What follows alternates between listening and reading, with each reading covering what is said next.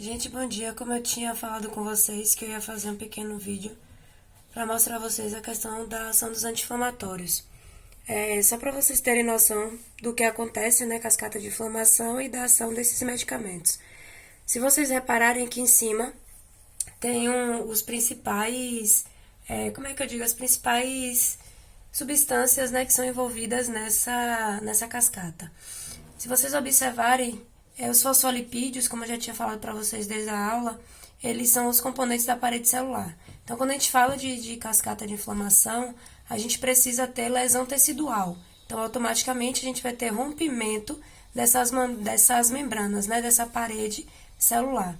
Além disso, nós temos a fosfolipase A2, que ela vai agir nos fosfolipídios, catalisando ácidos gástricos, graxos.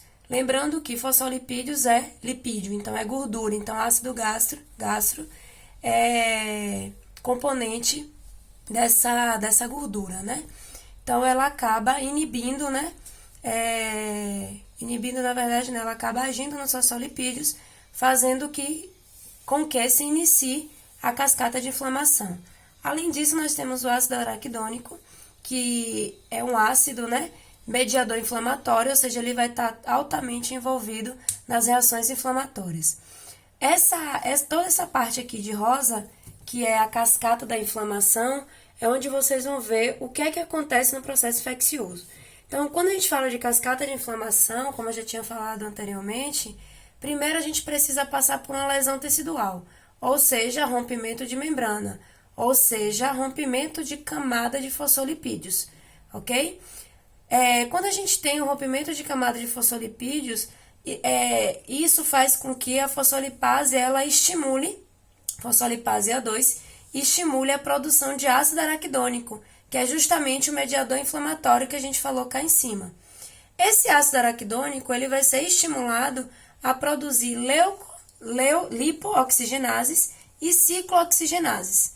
As lipooxigenases, eles vão ser os produtores dos leucotrienos, que nada mais são que aquelas células de defesa que eu falei para vocês. Ou seja, eles vão fazer com que as células de defesa sejam atraídas para o local da lesão. Além disso, o ácido araquidônico ele vai induzir a produção de ciclooxigenases, que é justamente aquela questão da COX que a gente falou nas aulas. Essa ciclooxigenase ela vai estimular a produção de tromboxanos, que nada mais é que agregação plaquetária.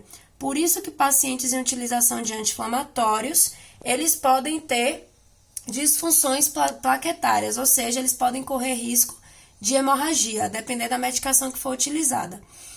Além disso, nós temos as prostaglandinas, que são produzidas através das ciclooxigenases, que são subdivididas em COX-1, né, que ela vai ser convertida em COX-1, que é justamente a COX fisiológica, aquela que é boa para o meu corpo, ou seja, ela vai trazer para mim proteção gástrica e agregação plaquetária, certo? E além disso, nós temos a COX-2, que é aquela patológica, ou seja, ela vai trazer a característica de inflamação, de dor e febre, que é aquela característica totalmente inflamatória, ok? Saindo dessa cascata de inflamação, que vocês estão vendo que isso acontece com a gente, né? Nós vamos agora para a ação dos medicamentos dentro dessa cascata. Então, se vocês observarem, tudo isso que está em azul é a ação dos medicamentos, ok?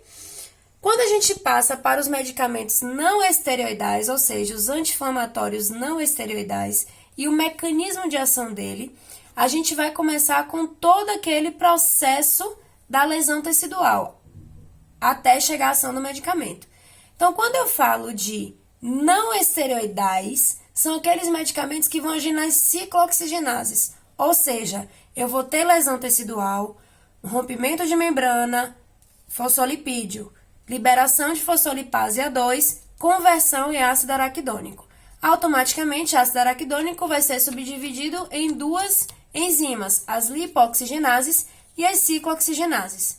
Porém, a ação do não esteroidal é na ciclooxigenase, ou seja, eu vou cortar o ciclo da COX-1, que é fisiológica, e o ciclo da COX-2.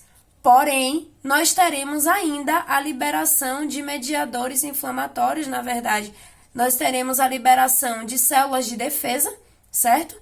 Que não é a ação do medicamento, ou seja, ele só vai agir aqui, COX-1, COX-2, no caso dos não esteroidais. Quando a gente passa para os medicamentos esteroidais, nós passaremos novamente pelo início da cascata de inflamação, ou seja, lesão tecidual, rompimento de membranas e fosfolipídios.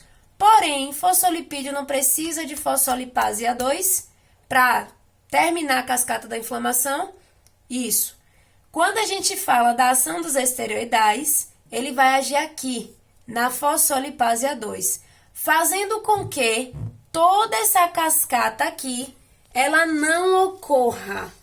Ou seja, se eu vou agir aqui, eu não tenho essa parte da cascata de inflamação.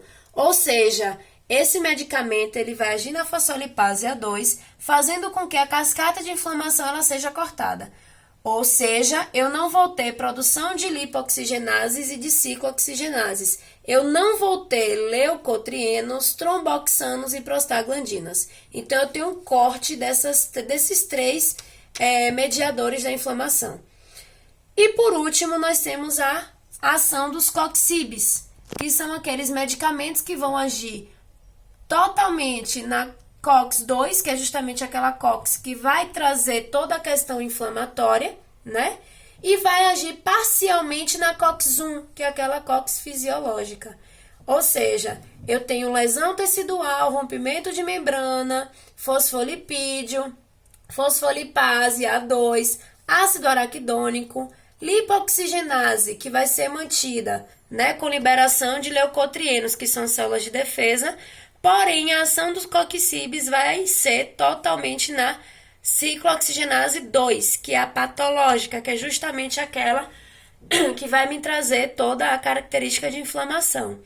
Enquanto ela também pode agir na COX-1, ou seja, parcialmente na COX-1, que é toda aquela característica fisiológica de proteção. Então, o que foi que eu falei para vocês em aula? Se eu tenho um anti-inflamatório que age nessa cascata, automaticamente ele pode ter papéis ruins, né? Que é o quê? Tirar a proteção gástrica, tirar a agregação plaquetária, aumentar o risco de hemorragia, como também a questão do tromboxanos, pode tirar a agregação plaquetária, aumentar o risco de hemorragia, como também ele pode agir nas células de defesa, diminuindo a nossa imunidade, certo? Qualquer dúvida relacionada a isso, vocês me procuram. Espero ter esclarecido um pouco mais a dúvida de vocês.